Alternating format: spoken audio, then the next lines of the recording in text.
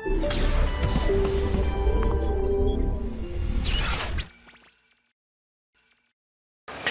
Students, तो आज हम लोग शुरू करते हैं सेंटर ऑफ मास। क्लियर है? चैप्टर बहुत बड़ा है, बड़ा मुश्किल सा टारगेट है इसको कवर करना, लेकिन प्यारे बच्चों फिर भी कोशिश करूंगा कि मैं ज़्यादा से ज़्यादा चीज़ें इस कंसेप्ट में आपके साथ प्यारे बच्चों कवर करूं।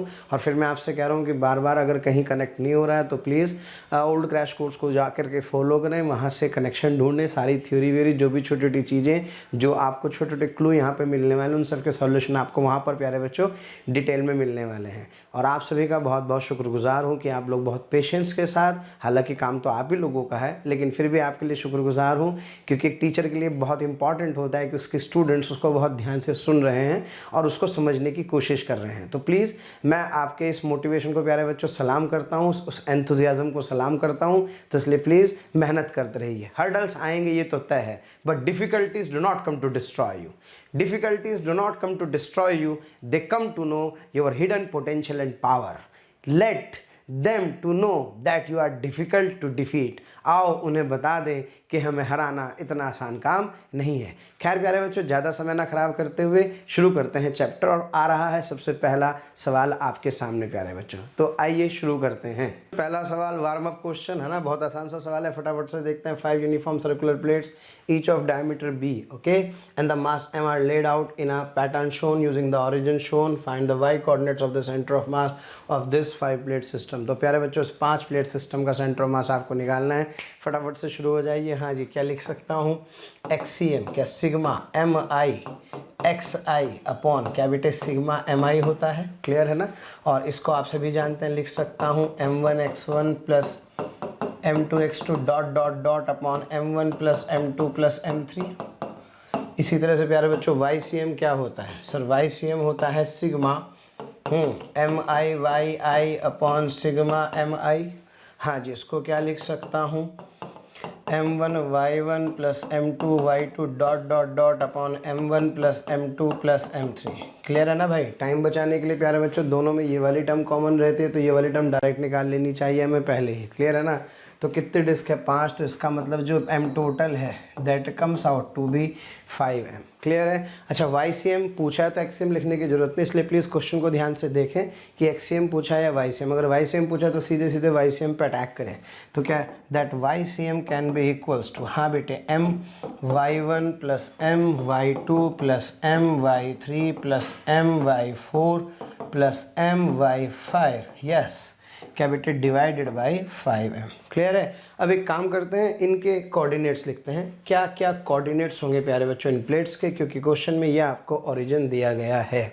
तो प्यारे बच्चों जब बात करते हैं, हाँ जी, इसके कोऑर्डिनेट्स के, तो इसके 0 0, इसके कोऑर्डिनेट्स होंगे प्यारे बच्चों b,0, इसके कोऑर्डिनेट 0,b, इसका 0,2b, और इसके होंगे प्यारे बच्चों b,b। क्लियर है? तो इस तरह से कोऑर्डिनेट्स आ गए। हमें तो y वाले कोऑर्डिनेट से मतलब है, तो यहाँ से प्यारे बच्चों y1 0, y2 कितना हो गया मेरे पास, फिर 0, y3 मेरे पास यहाँ से कितना आ गया मेरे पास b, y4 कितना आ गया मेरे पास 2b, और y5 कितना आ गया b। बस वैल्यू पुट करो, सॉल्व करो, और सॉल्व करके प्यारे बच्चों इसका आंसर कितना आ जाएगा 4b 5y। फटाफट से मिलाएं। बिगिनर्स हैं तो सॉल्यूशन देखें, आता है तो सीधे सॉल्व करके आंसर मिलाएं, लेकिन प्यारे बच्चों सॉल्व जरूर करना है। चलिए प्यारे बच्चों, ये एक सिस्टम आप देख रहे हैं, uniform square plate ABCD। Clear है? Has a mass of 10 kg। If 2 point masses of 3 kg each are placed at the corner C and D। Place क्या है? हटाया नहीं है ना प्यारे बच्चों? ये कह रहा है कि यहाँ पर एक, हाँ जी, 3 kg के प्यारे बच्चों 2 मासेस को क्या कर दिया गया है? प्लेस कर दिया गया है। Then the centre of mass shift to the points which lie on. जो सेंटर ऑफ मास है प्यारे बच्चों वो कहाँ शिफ्ट करेगा, ये आपको प्यारे बच्चों बताना है। क्लियर है? तो इस क्वेश्चन को करने का बहुत बढ़िया सा तरीका है। वैसे तो आप समझदार हैं, आ ही गया होगा आंसर। चलो भाई मेरी भी बात सुन लो कभी कभी। तो प्यारे बच्चों जब इसके सेंटर ऑफ मास की हम लोग बात करते हैं तो इसको सबसे पहले इस जो बड़ी प्लेट आप देख रहे हैं, इस बड़ी प्लेट को प्यारे बच्चों 4 पार्ट में ब्रेक करो, है ना। इसका सेंटर कहाँ होगा? सर इसका सेंटर ऑफ मास यहाँ होगा, इसका सेंटर ऑफ मास यहाँ होगा, इसका यहाँ होगा, और इसका यहाँ होगा। याद रखिए, जब 2 पार्टिकल जिनके मासेस क्या होते हैं प्यारे बच्चों सेम, इसका centre of mass line joining पर मिड पॉइंट में लाई करता है। ये प्रॉपर्टी यहाँ पे हम लोग क्या करेंगे, यूज़ करने वाले हैं। तो जरा बताओ, इस m और इस m का सेंटर ऑफ मास क्या प्यारे बच्चों यहाँ पर 2m आ गया। इन दोनों का सेंटर ऑफ मास, यस, क्या यहाँ पर प्यारे बच्चों 2m आ गया, तो क्या इससे इस पूरे सिस्टम का सेंटर ऑफ मास यहाँ पर पहुँच गया है। वैसे भी ये तो आपको पता ही है कि इसका सेंटर ऑफ मास क्या होता है। यहाँ पर थोड़ा सा हल्का सा प्रैक्टिस करा रहा हूँ, क्वेश्चंस आगे जाके कहीं ना कहीं काम आएगा, इसलिए हल्का सा अभी से इसको ब्रेक करने की आदत मैं आप लोगों को डाल रहा हूँ। तो प्यारे बच्चों ये इसका सेंटर यहाँ पर आ रहा है। अब जरा सोचो, अगर मैं इस पर 2 मासेस और प्लेस कर देता हूँ, यहाँ और यहाँ, तो क्या 2 एडिशनल मासेस हैं। Let's say this is m dash और प्यारे बच्चों दिस इज m डैश। तो सर सोचो m डैश का क्या फिर ये एक नया सेंटर ऑफ मास आ जाएगा। Yes sir, 2m dash. Clear है। तो इसका मतलब सर पूरी प्लेट के लिए जो इसका प्लेट का सेंटर तो यहाँ पर है और इन दोनों का प्यारे बच्चों सेंटर यहाँ पर है, तो क्या सेंटर ऑफ मास कहीं ना कहीं इस लाइन पर लाई करेगा। क्लियर है ना प्यारे बच्चों। तो मैं कह सकता हूँ कि जो सेंटर ऑफ मास होगा वो कहाँ लाई करेगा, that will lie to the line OY। आशा करता हूँ सब बच्चों को समझ में आ रहा होगा। इस क्वेश्चन का आंसर मुझे कमेंट बॉक्स में दें। किस क्वेश्चन का, कि अगर मैं यहाँ पर प्लेटों को रखने के बजाय प्लेटों को हटा दूँ तो सेंटर ऑफ मास किस लाइन पे प्यारे बच्चों शिफ्ट होगा। कमेंट बॉक्स में जरूर इस बात का जवाब दें। क्या कह रहे हैं सर, कि अगर मैं यहाँ से इन दोनों प्लेटों को हटा दूँ तो दोनों प्लेटों को हटाने पर सेंटर ऑफ मास कहाँ शिफ्ट होगा, ये प्लीज़ मुझे आप इसका आंसर प्यारे बच्चों जरूर बताएं कमेंट बॉक्स के अंदर। चलिए बच्चों बढ़ते हैं आगे। तो मैं कह सकता हूं कि जो इसका आंसर होगा प्यारे बच्चों, इसका आंसर होगा कौन सा, C option is the correct answer. चलिए प्यारे बच्चों बढ़ते हैं आगे और करते हैं अगला सवाल। हाँ, बहुत प्यारा सा सवाल है, देखने में छोटे लगे घाव करे गंभीर, देखने में छोटा लग रहा है, अच्छा खासा सवाल है भैया। देखो ABC एक ई स्ट्रक्चर है, E, okay, E for elephant. हाँ जी, as shown in the diagram there are 5 identical rods. कितनी रोड्स है प्यारे बच्चों, 5 आइडेंटिकल रोड्स हैं। 1 2 3 4 5। क्लियर है प्यारे बच्चों। आपसे कह रहा है the length of the each rod is L and the mass is M। तो आपसे कह रहा है find the distance of centre of mass of the system from point C. Point C से सेंटर ऑफ मास की distance क्या करनी है, फाइंड करनी है। सबसे पहला काम स्क्रीनशॉट लीजिए, स्क्रीनशॉट लेकर के प्रॉब्लम को प्यारे बच्चों सॉल्व करना शुरू कर दीजिए। आइए फटाफट से मैं आपको बताता हूँ। इस वाले स्ट्रक्चर को क्या थोड़ा सा बड़ा करके ऐसे बना सकता हूँ।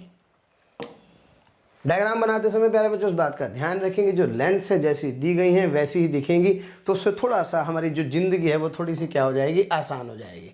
हाँ जी, येलो भाई आ गए। चलो, क्या इसका सेंटर ऑफ मास यहाँ होगा, क्या इसका सेंटर ऑफ मास यहाँ होगा, क्या इसका सेंटर ऑफ मास यहाँ होगा, क्या इसका सेंटर ऑफ मास यहाँ होगा, क्या इसका सेंटर ऑफ मास यहाँ होगा, क्या दोनों का सेंटर ऑफ मास, इन दोनों का सेंटर ऑफ मास क्या प्यारे बच्चों यहाँ होगा, जिसका मास 2m होगा। क्योंकि वही प्रॉपर्टी कौन से वाली, इक्वल मासेस के लिए सेंटर ऑफ मास हमेशा कहाँ होता है, लाइन जॉइनिंग पर, मिड पॉइंट पर होता है। ये पॉइंट मैं भी आगे जाके आपसे और डिटेल में प्यारे बच्चों चर्चा करने वाला हूँ। तो ये क्या आ गया 2m। अब बताओ m फिर यहाँ 2m और टोटल m ऑलरेडी था, तो यहाँ कितना आ गया, यहाँ आ गया है प्यारे बच्चों 3m। क्लियर है। तो क्या सेंटर ऑफ मास इन दोनों के बीच में कहीं लाई कर रहा होगा, बिल्कुल सही बात है। लेकिन कमाल की बात है, सवाल में पूछा गया है सेंटर ऑफ मास की position with respect to this point, okay, and this point is what, C। तो प्यारे बच्चों C से इस सिस्टम का सेंटर ऑफ मास आपसे पूछ रहा है। अब सोचो मुझे क्या दिखाई दे रहा है, बोलो अर्जुन क्या दिखाई दे रहा है। सर मुझे दिखाई दे रही है कबूतर की आंख। तो जरा बताइए, ये 2m है प्यारे बच्चों, ये 3m है, और तो कुछ नहीं है। No sir. तो यानी कि ये स्ट्रक्चर हो गया प्यारे बच्चों आपका कुछ इस तरह का, this is 2m, this is 3m, yes, this distance is what sir L/2 है ना, क्योंकि प्यारे बच्चों ये पूरा L है तो ये L/2 होगा। हाँ जी, ये पॉइंट है प्यारे बच्चों C, ये डिस्टेंस कितनी है यहाँ से L। तो अगर इन दोनों सिस्टम का सेंटर ऑफ मास है ना, यानी कि जो दोनों मासेस का सेंटर ऑफ मास प्यारे बच्चों हल्के के पास या भारी के पास, सर भारी वाले के पास होता है, यहाँ कहीं लाई करे, तो क्या प्यारे बच्चों आपको ये डिस्टेंस कैलकुलेट करनी है। Yes, this is the question. अब नहीं मुझे लग रहा है कि आपके लिए प्यारे बच्चों कोई बहुत भारी काम है ये कैलकुलेट करना। तो सीधी सी बात है, इसको क्या ट्रीट करें सर, इसको ट्रीट करो 0,0। ये आपका हो गया ओरिजिन, तो इसके कोऑर्डिनेट क्या हो गए 0,L। बोलो प्यारे बच्चों, और इसके कोऑर्डिनेट हो गए हैं आपके पास L/2, 0। क्लियर है भाई। और सीधे फॉर्मूला लगा दो, कौन से वाला, एक XCM वाला और कौन सा प्यारे बच्चों YCM वाला। तो उससे मेरे पास क्या आ जाएगा, XCM और YCM आ जाएगा। भाई देखो ना, ये L/2 ही तो है ना भाई, इसकी जो पोजीशन है 3m वाले की पोजीशन L/2 पे है, तो इसका जो कोऑर्डिनेट होगा क्या वो L/2 कॉमा, ओ सॉरी यहाँ ओरिजिन ले रहे हैं तो ये होगा प्यारे बच्चों L/2 कॉमा L। क्लियर है?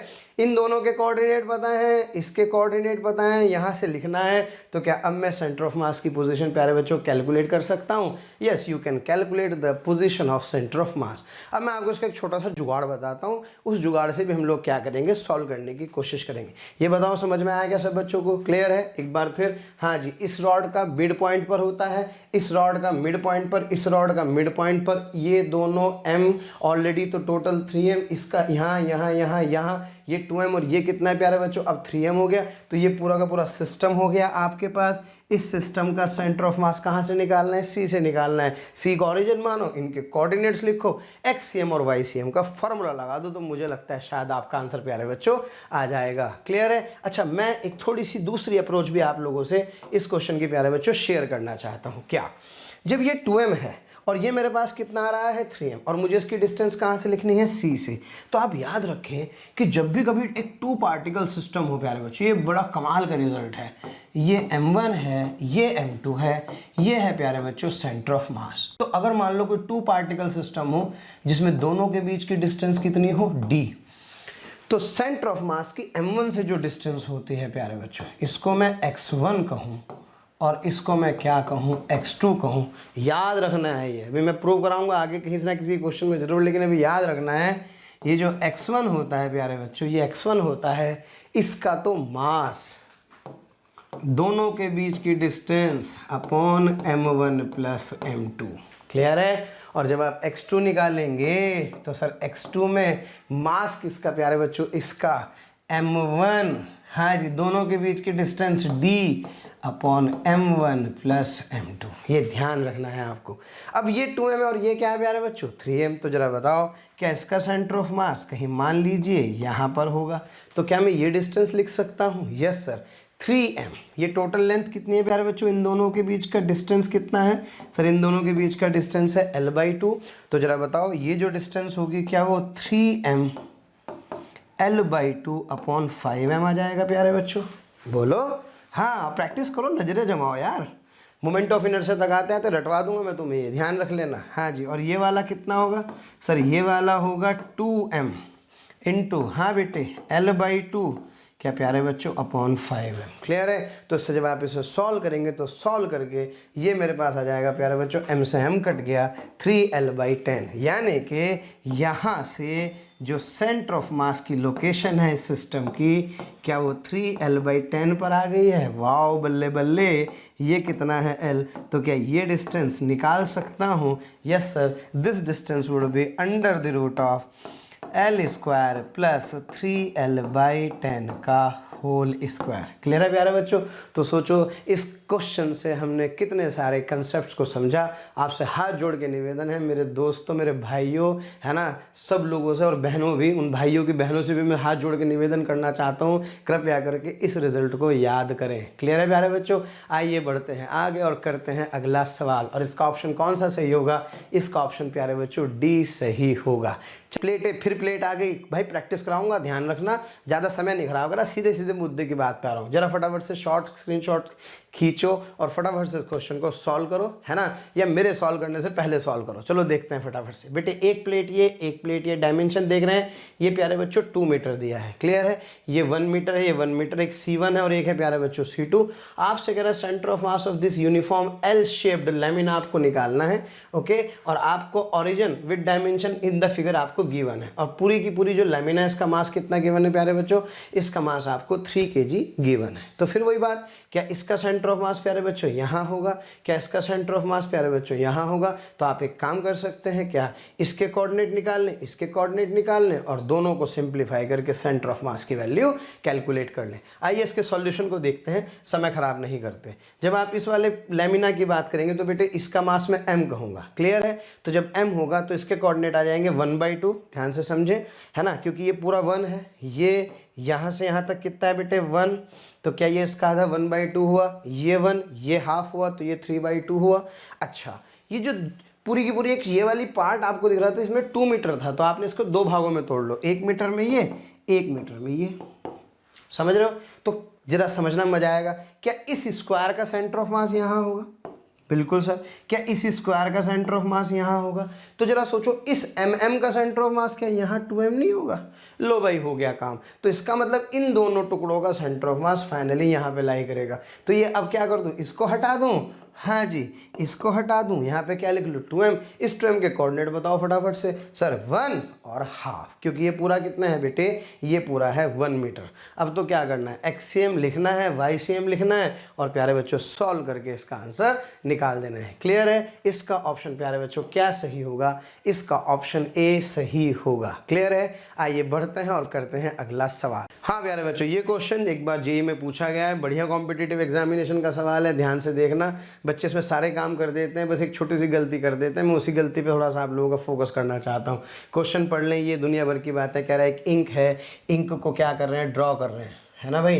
पहले ऐसा बनाया, फिर इसके बाद प्यारे बच्चों इसमें कुछ पॉइंट्स ले लिए, आंखें बनाई, आँख के बाद ये नाक बनाई, नाक के बाद इसका मुंह बनाया, है ना भाई। और ये पूरा का पूरा एक स्ट्रक्चर इस तरह से क्या कर दिया, डिज़ाइन कर दिया। अब आपसे कह रहा है इस पूरे के पूरे स्ट्रक्चर का क्या बताना है आपको, the Y coordinate of the centre of mass of the ink in this drawing आपको बताना है। तो क्या करते हैं, मैं आपको गलती बताता हूँ क्या होती है, छोटी सी जो मुझे लगता है। ये एम ये सब तो ध्यान रहता है, इस रिंग का मास 6m ध्यान नहीं रहता। यहाँ छोटी सी गलती करते हैं, तो आप इस रिंग को ना भूलें, इस रिंग का भी प्यारे बच्चों मास तो आएगा। क्लियर है? तो जैसे इस रॉड का क्या होगा, बीच में होगा। ये पॉइंट्स आपको दिख रहे हैं, सबके कोऑर्डिनेट दिख रहे हैं, लेकिन साथ में जो 6m मास यहाँ पे दिख रहा है भाई, इस 6m मास को प्यारे बच्चों यहाँ पे ऐड करना ना भूलें। बस, बाकी तो फिर आप जानते ही हैं, बच्चों वाला सवाल है। आइए फटाफट से प्यारे बच्चों उसका सॉल्यूशन देखें। ये m, ये m, ये 6m। क्लियर है? m ऑलरेडी वहाँ था ही, तो 6m प्लस m मुझे यहाँ पर लिखना होगा, that comes out to be 7m। Clear है? तो इस तरह से मैं अब सेंटर ऑफ मास निकालना मुझे नहीं लगता आपके लिए कोई बहुत बड़ी बात है। और फिर आपसे कह रहा है कौन सा कोऑर्डिनेट पूछ रहा है, सर कह रहा है वाई कोऑर्डिनेट कैलकुलेट कीजिए। तो क्या वाई कोऑर्डिनेट जब यहाँ रखेंगे तो सॉल्व करेंगे तो मेरा आंसर कितना आ जाएगा प्यारे बच्चों, a/10 आ जाएगा। इसलिए प्लीज़ गलती ना करें, इस रिंग का भी सेंटर ऑफ मास का थोड़ा सा प्यारे बच्चों ध्यान रख करके चलें। क्लियर है? आइए बढ़ते हैं और करते हैं अगला सवाल। ये क्वेश्चन तो भाई सबसे ज़्यादा पूछे जाने वाले सवाल हैं, है ना, कि जब सर्कुलर डिस्क में से कोई डिस्क निकाल दी जाती है ना, इनको कैविटी प्रॉब्लम्स भी हम बच्चों बोलते हैं। लेकिन अभी इसको समझाने में इतना समय ख़राब करने की आवश्यकता नहीं, मैं आपको इसकी टेक्निक बताता हूँ कैसे इन सवालों को सॉल्व करना है। कहीं से कहीं तक कैसा भी सवाल आएगा, सीधे प्यारे बच्चों आप इसका आंसर निकाल देंगे। क्लियर है? एक 4r रेडियस की डिस्क है, इस 4r रेडियस की डिस्क में से 2 स्मॉल r रेडियस की डिस्क को प्यारे बच्चों निकाल दिया गया है। तो आपसे कह रहा है centre of mass of the new structure क्या होगा, यानी कि नए स्ट्रक्चर का सेंटर ऑफ मास प्यारे बच्चों आप लोगों को निकालना है। क्लियर है? तो कैसे नए स्ट्रक्चर का सेंटर ऑफ मास निकालते हैं, तो सबसे पहला काम क्या करना है, इसको 3 भागों में प्यारे बच्चों ब्रेक कर दो। क्या? सबसे पहला काम, एक बना लो बड़ी डिस्क। क्लियर है? यानी कि पहले इन कैविटीज को क्या कर दो प्यारे बच्चों, फिल कर दो। कैविटी समझते हो ना, गड्ढा, है ना। तो पहले इन कैविटी को फिल कर दो, लेकिन जब इसको फिल करोगे तो क्या साथ में इतना ही एक -m रखना पड़ेगा? यस, यानी कि इसके साथ प्यारे बच्चों एक -m का एक छोटा सा मास यहाँ पे एज्यूम करेंगे, साथ ही साथ प्यारे बच्चों एक -m का मास यहाँ पर एज्यूम करेंगे। बस हो गया अपना काम। अब जरा चेक करो, क्या -m को यहाँ रख दूंगा तो गड्ढा बन जाएगा? Yes sir. क्या -m को प्यारे बच्चों यहाँ रख दूंगा तो गड्ढा बन जाएगा? Yes sir. यानी कि this will give this system. ये बात समझ में आ रही है? अब आपको प्यारे बच्चों इनके मासेस कैलकुलेट करने हैं और इनके कोऑर्डिनेट्स निकालने हैं। सेंटर ऑफ मास में बहुत आसान काम होता है मास कैलकुलेट करना। मटेरियल एक ही है तो उसकी डेंसिटी डिफाइन करते हैं। चूंकि प्यारे बच्चों ये डिस्क है, डिस्क के लिए हम लोग डिफाइन करते हैं सिग्मा, और सिग्मा चूंकि मटेरियल की प्रॉपर्टी है तो पूरे के पूरे मटेरियल के लिए हमेशा सेम रहेगी। तो इसकी भी सिग्मा, इसकी भी सिग्मा, इसकी भी सिग्मा। और सिग्मा से प्यारे बच्चों मास निकालने का तरीका होता है सिग्मा इंटू ए, है ना। अभी मैं तुम्हें और सवाल कराऊंगा तो प्रैक्टिस हो जाएगी। So that would be sigma into pi into 4r का होल स्क्वायर। लो भाया, इसका मास आया। अब बताओ भाई इसका मास कितना आएगा? सर इसका आएगा सिग्मा इंटू, हाँ प्यारे बच्चों, पाई r स्क्वायर, और इसका मास भी आ जाएगा sigma into pi r square. Clear है प्यारे बच्चों? अच्छा, इसके कोऑर्डिनेट लिखते हैं। सर इसके जो कोऑर्डिनेट है, ओरिजिन अगर ये होगा तो इसके कोऑर्डिनेट होंगे प्यारे बच्चों 0,0। दूसरा, ये जो पॉइंट आप यहाँ देख रहे हैं और यहाँ देख रहे हैं, थोड़ा सा इसका एक बड़ा डायग्राम बनाता हूँ। जब इसका बड़ा डायग्राम बनाएंगे तो हमें समझ में आएगा कि एक्चुअल में सर कैसे कोऑर्डिनेट्स प्यारे बच्चों इसके लिख पा रहे हैं। तो मैंने सबसे पहले लार्ज डिस्क का मास लिखा सिग्मा इंटू इतने, फिर प्यारे बच्चों स्मॉल डिस्क का मास लिखा सिग्मा इंटू इतने निगेटिव में, सिग्मा इंटू इतने निगेटिव में। अब इसके कोऑर्डिनेट देखें, ये क्या है सर, ये है 0 0। तो प्यारे बच्चों ये कोऑर्डिनेट क्या होगा सर, ये होगा 3r,0। और बेटे ये कोऑर्डिनेट क्या होगा सर, ये होगा 0,3r। क्या प्यारे बच्चों लिख सकते हैं ऐसे? अच्छा, अब क्या करना है, एक्सीएम लिखना है। तो एक्सीएम लिखेंगे तो क्या होगा, XCM is m1 x1 m2 x2 plus m3 x3 upon m1 plus m2 plus m3। लेकिन m की वैल्यू किसके साथ रखनी है यहाँ पे प्यारे बच्चों m की वैल्यू साइन के साथ रखनी है। क्या मेरी बात समझ में आ रही है? तो इस तरह से मैं एक्सीएम निकाल पाऊंगा। और एक बार एक्सीएम आ गया, कितना आ रहा है एक्सीएम, -3r/14। तो इसी प्रकार से प्यारे बच्चों मैं वाईसीएम भी क्या कर लूँगा, कैलकुलेट कर लूँगा। तो आशा करता हूँ इस प्रकार मैं इस डिस्क के सेंटर ऑफ मास के एक्स और वाई कोऑर्डिनेट को कैलकुलेट कर सकता हूँ। अच्छा, वैसे भी इसका एक बहुत अच्छा सा अंदाज़ा भी है। क्या अंदाज़ा है ज़रा सोचिए। अगर मैंने यहाँ से एक मास निकाला तो यार यहाँ से मास निकालने पर प्यारे बच्चों सेंटर ऑफ मास इधर शिफ्ट हो जाएगा। क्यों? क्योंकि इधर वाला पार्ट हैवी हो जाएगा इधर वाले के मुकाबले, तो सेंटर ऑफ मास यहाँ शिफ्ट हुआ। अब जरा सोचो, अगर मैंने यहाँ से मास निकाला तो क्या मास निकालने पर सेंटर ऑफ मास यहाँ शिफ्ट हो जाएगा। तो यहाँ इधर और इधर का जो रिजल्टेंट है वो कुछ इस क्वाड्रेंट में आएगा। क्लियर है ना? तो उससे भी मैं क्या कर सकता हूँ, इस क्वेश्चन को सॉल्व करने का अंदाज़ा लगा सकता हूँ। तो पहली चीज़ आपको मास निकालना आना चाहिए, दूसरी चीज़ प्यारे बच्चों उसके कोऑर्डिनेट लिखने आने चाहिए। If you know the mass, if you know the coordinates, value put करेंगे then you will get the answer. तो आशा करता हूँ प्यारे बच्चों समझ में आ गया होगा। इसका ऑप्शन प्यारे बच्चों क्या सही है, सी सही है। एक छोटी सी इंपॉर्टेंट बात मैं आपको बताना चाहता हूँ। क्या यहाँ तो इसकी आवश्यकता नहीं पड़ी, क्यों? क्योंकि आपने जब डिस्क को प्यारे बच्चों कट किया तो डिस्क को कट करने पर ये जो पॉइंट्स आपके पास आए, कौन से वाले पॉइंट्स, ये वाले, ये प्लस आ रहे हैं क्योंकि आप देखिए पॉजिटिव एक्स एक्सिस है, ये वाई एक्सिस है। लेकिन सोचो अगर कैविटी इधर से कट करनी पड़ गई, यदि इफ, तो प्यारे बच्चों जो कोऑर्डिनेट होगा क्या वो -3r,0 होगा। तो यहाँ पे जब आप एक्सीएम वाईसीएम में x1 y1 की वैल्यू रखोगे तो यहाँ माइनस साइन के साथ ही आपको पुट करना है। तो कन्फ्यूज़न नहीं करना, पेपर में जाके बहुत कन्फ्यूज़न होता है ना, कि सर मास तो निगेटिव ले ही लिया, कोऑर्डिनेट निगेटिव लेना है कि नहीं। यस, जो कोऑर्डिनेट का साइन है वही साइन प्यारे बच्चों आपको क्या करना है, यूज़ करना है। इसके आगे मैं एक क्वेश्चन कराऊंगा तो उसमें हम इस बात पर प्यारे बच्चों चर्चा करेंगे। फिलहाल इसको उड़ा देते हैं। पता लगा थोड़ा सा कहीं ऐसा ना हो कि कोई बेवजह का कन्फ्यूज़न क्रिएट हो जाए। तो चलिए बढ़ते हैं आगे और करते हैं एक डिस्क बड़े वाली। कैसी डिस्क? बड़ी डिस्क। बड़ी डिस्क में से एक डिस्क निकाली और निकाल करके इधर रख दी। ये सवाल है, बड़ा प्यारा सा सवाल है। In a figure a uniform disc of radius r from which a whole of radius r/2 has been cut from left okay to the center and is placed on the right of the center of the disk okay। यानी कि प्यारे बच्चों उल्टा बोल दिया, माफी चाहूंगा, इधर से कट करके इधर रखा है। यही तो क्वेश्चन में कह रहा है। देखना भाई एक बार और फटाफट से, hole of radius r/2 been cut from left of the centre okay and is placed on the right. अब आपसे कह रहा है कि इस रिजल्टेंट डिस्क का सेंटर ऑफ मास कैलकुलेट करो। करो बच्चों फटाफट से सॉल्व, मजा आ जाएगा। आशा करता हूं क्वेश्चन आप लोगों को समझ में आ गया होगा। हाँ जी, तो जरा देखें फटाफट से। ये यहाँ से मैंने क्या किया, क्या यहाँ से प्यारे बच्चों उसको रिमूव किया और यहाँ से रिमूव करके, हाँ जी, यहाँ पर क्या किया प्यारे बच्चों, इसको प्लेस्ड किया। तो आप ध्यान से समझें, 3 पार्टिकल सिस्टम है। क्या यहाँ पर जनरेट हो गई है एक कैविटी ओके और क्या यहाँ पर आ गया है प्यारे बच्चों एक एडिशनल मास।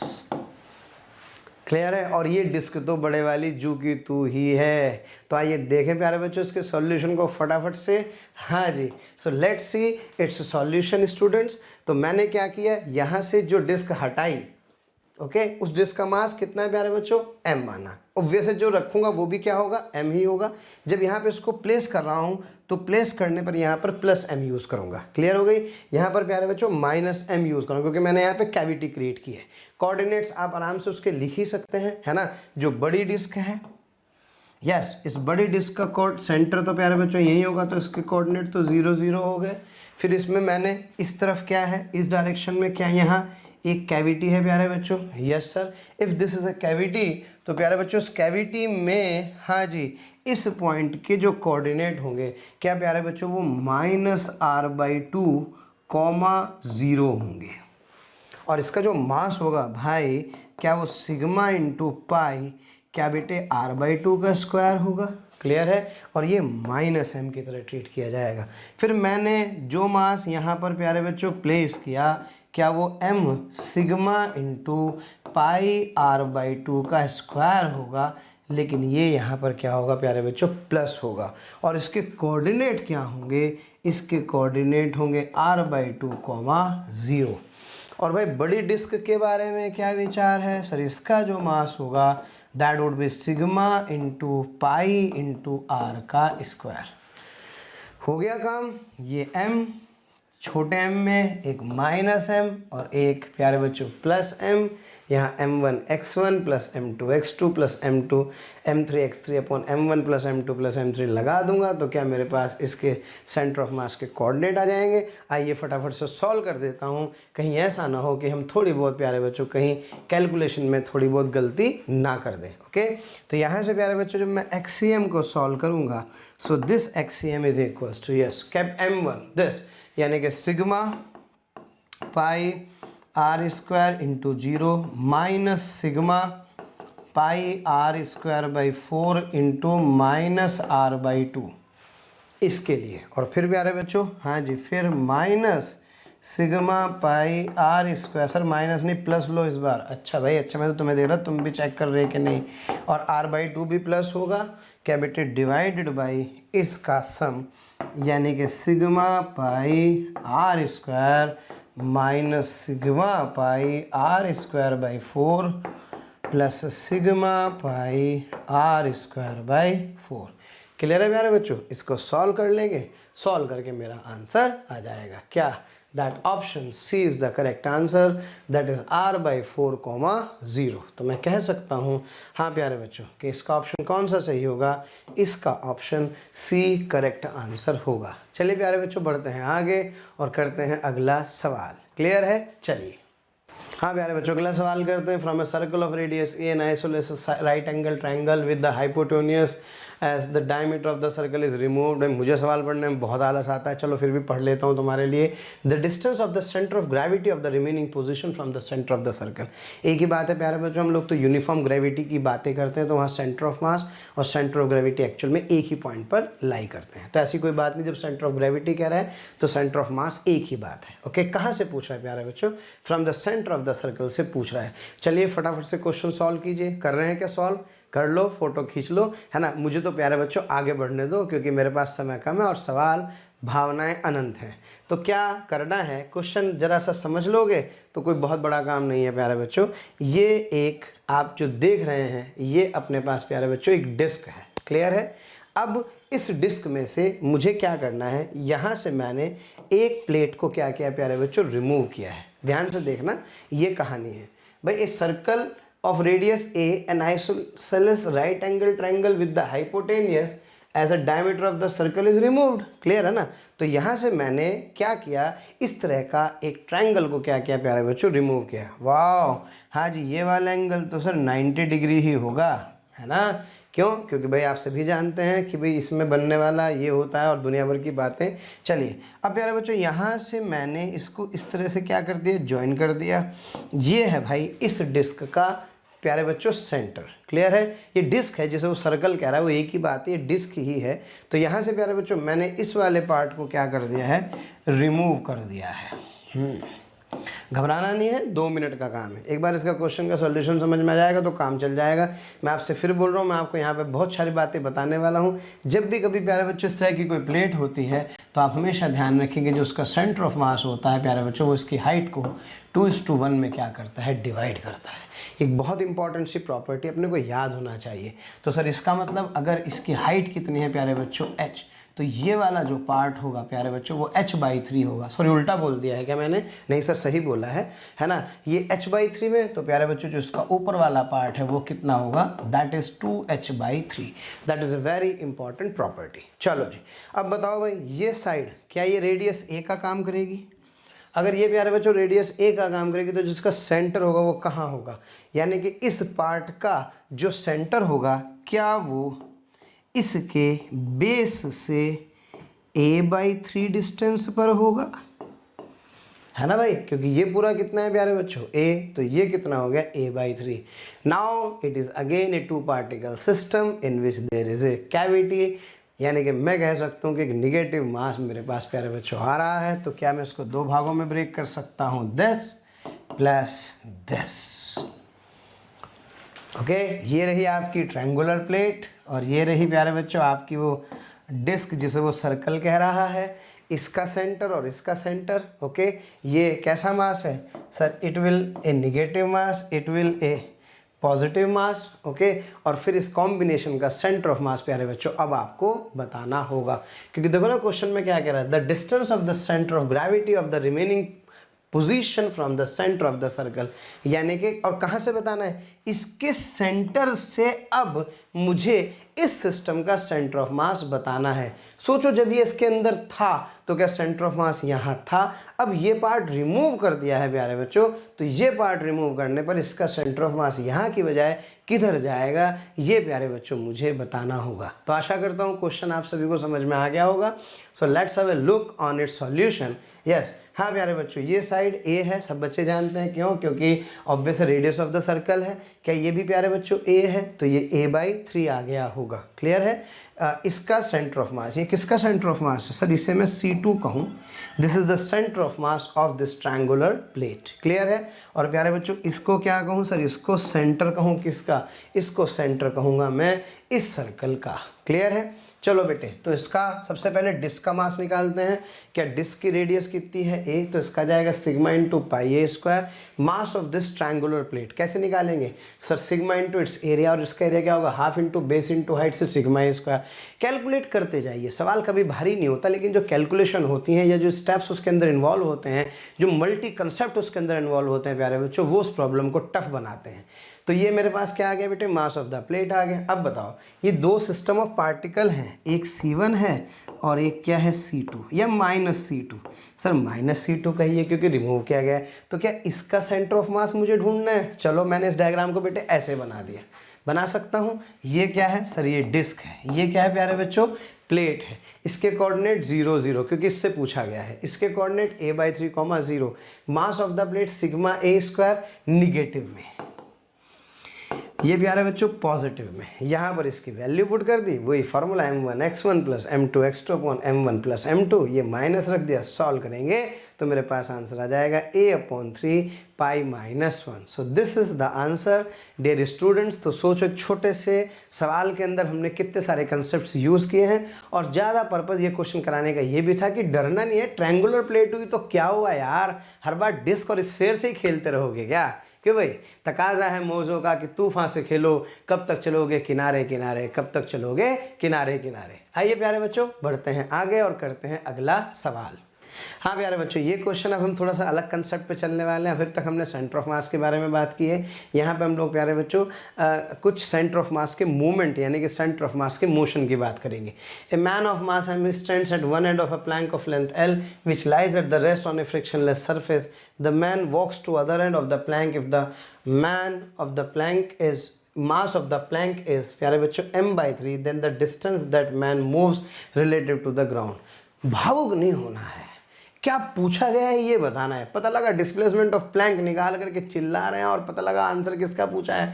आंसर पूछा है मैन का रिलेटिव टू द ग्राउंड। यही गलती करेंगे आप इस सवाल के अंदर, मुझे पता है आंसर आता होगा, लेकिन लास्ट पॉइंट को ध्यान से पूछो, पढ़ो। ये देखो पूछा क्या गया है, समझ में आ रही है ना बात? यस, चलो प्यारे बच्चों करते हैं सवाल को। इस सवाल को करने से पहले मैं आपको इसका एक बेसिक सा कंसेप्ट बताना चाहता हूँ, शेयर करना चाहता हूँ। कभी भी इस तरह की प्रॉब्लम्स हों जिसमें एक पार्टिकल प्यारे बच्चों यहाँ पर है, ओके, और ये है आपकी प्लैंक, ओके, इसको मैं कहूँ इसको भी एक पार्टिकल की तरह ट्रीट कर सकता हूँ। ये इसका सेंटर ऑफ मास है प्यारे बच्चों और ये इस मैन का सेंटर ऑफ मास है।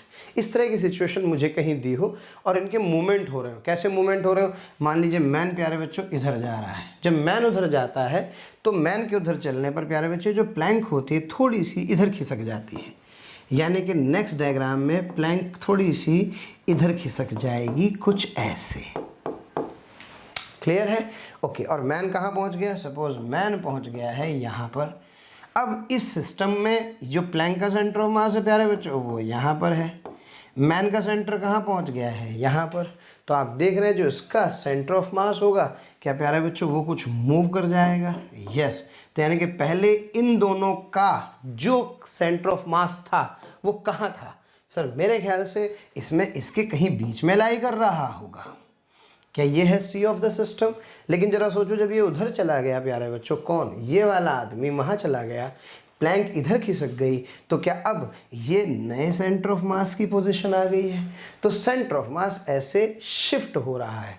लेकिन जरा बताइए क्या सेंटर ऑफ मास शिफ्ट होगा भी या नहीं होगा, या ये प्लैंक इधर की तरफ क्यों आएगी? इस पे भी प्यारे बच्चों हम थोड़ी सी चर्चा जरूर करेंगे। कंसेप्ट ये कहता है कि अगर सिस्टम पर एक्सटर्नल फोर्स 0 है, एक्सटर्नल फोर्स 0 है तो प्यारे बच्चों इसका मतलब ACM 0 है। ACM 0 है तो इसका मतलब VCM कांस्टेंट है। कांस्टेंट मतलब 0 था तो 0 रहेगा, और कांस्टेंट किसी वैल्यू पर था तो वो उतना ही रहेगा। ये हमें थ्योरम पता होनी चाहिए। क्या ये इनिशियली रेस्ट पर था? Yes sir. ये भी रेस्ट पर था? Yes sir. तो क्या centre of mass initially rest पर था? जब मैन आगे बढ़ रहा है तो मैन पर आगे की तरफ लगता है प्यारे बच्चों फ्रिक्शन आगे, तो प्लैंक पर इतना फ्रिक्शन क्या लगता है? पीछे। लेकिन ये एक्शन रिएक्शन पेयर है, सिस्टम पर नेट फोर्स क्या है प्यारे बच्चों? 0। अब मुझे समझ में आ रहा है क्या हो रहा है। तो मैन अपने सेंटर ऑफ मास को चेंज कर रहा है? यस सर, ठीक है। प्लैंक भी अपने सेंटर ऑफ मास को प्यारे बच्चों शिफ्ट करती है ताकि सेंटर ऑफ मास का डिस्प्लेसमेंट कुछ ना हो, यानी कि प्यारे बच्चों सेंटर ऑफ मास वहीं पर रहे। ये सारी प्रक्रिया इसलिए चलती है डियर स्टूडेंट्स। तो आशा करता हूँ ये बात समझ में आ रही है कि अगर सिस्टम पर एक्सटर्नल फोर्स 0 है तो ACM 0 तो VCM कांस्टेंट, VCM कांस्टेंट मतलब सेंटर ऑफ मास की वेलोसिटी में कोई चेंज नहीं है, यानी कि अगर रेस्ट पर था तो रेस्ट पर रहेगा, मूव कर रहा है तो फिर मूव करता रहेगा। जरा बताइए क्या ये रेस्ट पर था? Yes sir. ये भी रेस्ट पर था? Yes sir. तो क्या सेंटर ऑफ मास रेस्ट पर है? अब बताओ जब एक्सटर्नल फोर्स नहीं है तो क्या सेंटर ऑफ मास यहीं पर रहेगा ना? तो सेंटर ऑफ मास को प्यारे बच्चों इसी पोजीशन में रखने के लिए प्लैंक इधर खिसक जाती है और मैन के उधर जाने पर। क्या मेरी बात समझ में आ रही है? अच्छा, ये तो थी लंबी चौड़ी कहानी। समझ में आया तो बहुत अच्छा, नहीं तो कोई दिक्कत वाली बात नहीं। इससे फ़ायदा क्या मिलने वाला है? इससे जो मेरे पास मैथमेटिकली जो मेरे पास एक मैथमेटिक्स डेवलप हो रही है वो ये हो रही है प्यारे बच्चों कि जो डिस्प्लेसमेंट प्लैंक का इधर है और जो डिस्प्लेसमेंट मैन का उधर है, उसके मासेस के साथ जब मैं प्रोडक्ट लिखता हूँ तो वो हमेशा सेम आते हैं। m1 delta x1 is equals to m2 delta x2। ये प्यारे बच्चों रिलेशन है जो मुझे क्या करनी है? यूज़ करनी है। ये उसके लिए जो लेफ्ट में मूव कर रहा है और ये उसके लिए जो प्यारे बच्चों कहाँ मूव कर रहा है? राइट में मूव कर रहा है। तो m1 delta x1 is equals to m2 delta x2। Delta x1 is the displacement of m1। It is the displacement of m1। किधर की तरफ? सर ये लेफ्ट की तरफ, वो राइट की तरफ, ताकि सेंटर ऑफ मास में के डिस्प्लेसमेंट में कोई चेंज ना, यानी कि उसका डिस्प्लेसमेंट प्यारे बच्चों 0 हो। क्लियर है? ज़्यादा डिटेल में जानना है फिर मैं आपसे कहूँगा कि आप जाओ क्रैश कोर्स को देखो तो समझ में आ जाए। फिलहाल अपन तो सवाल करते हैं इस कंसेप्ट से। साइन लगाने की ज़रूरत नहीं है क्योंकि लेफ्ट राइट हम लोग क्या कर रहे हैं? यूज़ कर रहे हैं। चलो बेटे क्वेश्चन देखो ध्यान से। हाँ जी, क्वेश्चन ये कह रहा है कि भाई ये प्लैंक है, क्लियर, और इस प्लैंक के इस एंड पर ये मैन है। मैन क्या कर रहा है? मैन का मास कितना है? आपसे कह रहा है मास of the plank is m/3 और मास of the man is m और मास ऑफ द प्लैंक कितना प्यारे बच्चों? m/3। क्लियर है? ये सिचुएशन है। तो पहली बात तो बताओ जब ये मैन इधर जाएगा तो क्या प्लैंक को इधर आना पड़ेगा। अभी तो पता है, एक लेफ्ट जाएगा तो दूसरा, एक राइट जाएगा तो दूसरे को लेफ्ट आना पड़ेगा ताकि सेंटर ऑफ मास वहीं रहे। तो मैंने माना कि प्लैंक कितना खिसक गई है प्यारे बच्चों, x। अब यहाँ गलती क्या करते हैं, मैन कितना चला, क्या मैन L चला, L चला है किसके रेस्पेक्ट में, प्लैंक के रेस्पेक्ट में। But the displacement of the man with respect to ground is basically L minus X. क्यों, क्योंकि प्यारे बच्चों जब मैन आगे जा रहा है तो प्लैंक पीछे भी तो आ रही है, तो वो L नहीं चला बल्कि L माइनस एक्स चला है। क्लियर है। और अगर मैं प्लैंक की बात करूं तो प्लैंक तो सीधे सीधे कितना डिस्प्लेस हुई है प्यारे बच्चों, x डिस्प्लेस हुई है। क्लियर। अब एक सीधा सा फार्मूला लगाना है। कौन सा फार्मूला लगाना है सर, मुझे कुछ समझ में नहीं आ रहा। भाई आएगा भी नहीं है ना, तो समझ ले तो बढ़िया, नहीं कोई दिक्कत नहीं। अगला सवाल चिंता जिंदाबाद है, टेंशन नहीं लेने की ज़रूरत है ना। जो अपने पास जो रिजल्ट है ये मैंने तुम्हें बता दिया, इसको लगाना, काम चलाना। चलो बोलो फटाफट से। हाँ जी, लेफ्ट में कौन जा रहा है, जल्दी बोलो। सर लेफ्ट में जा रही है प्लैंक, तो क्या mass of plank, displacement of the plank, mass of the man, क्या displacement of the man, mass of the plank कितना है sir, m/3। displacement of the plank, yes, let's say it is x is equals to mass of the man sir m, और displacement of the man प्यारे बच्चों l नहीं, l minus x. क्योंकि जब ये दूसरे एंड पर जाता है तो इसके दूसरे एंड पर जाने पर ये एक्चुअल में l नहीं चलता बल्कि ग्राउंड वाले ऑब्जर्वर के लिए l माइनस एक्स चलता है। क्या क्लियर है प्यारे बच्चों। सॉल्व करेंगे तो सॉल्व करके x की वैल्यू आ जाएगी। लेकिन x क्या है, x तो डिस्प्लेसमेंट ऑफ प्लैंक है। आपसे पूछा क्या गया है, आपसे पूछ रहा है distance that the man moves relative to the ground, यानी कि आपको निकालना है प्यारे बच्चों l माइनस एक्स, ये आपसे पूछा गया है। क्लियर है। तो आइए फटाफट से प्यारे बच्चों उसका सॉल्यूशन एक बार देखें क्या कहना चाह रहा है, ताकि थोड़ा सा और बेटर क्लैरिटी मुझे हो। ये m, ये इसकी लेंथ l प्लैंक की। क्लियर है बेटे। मास ऑफ द प्लैंक कितना है प्यारे बच्चों, m/3। ये मेरे पास इक्वेशन लेफ्ट बराबर राइट सॉल्व कर दी थी। यहाँ से जब मैं सॉल्व करूँगा तो x की वैल्यू कितनी आएगी, ये आएगी 3l/4।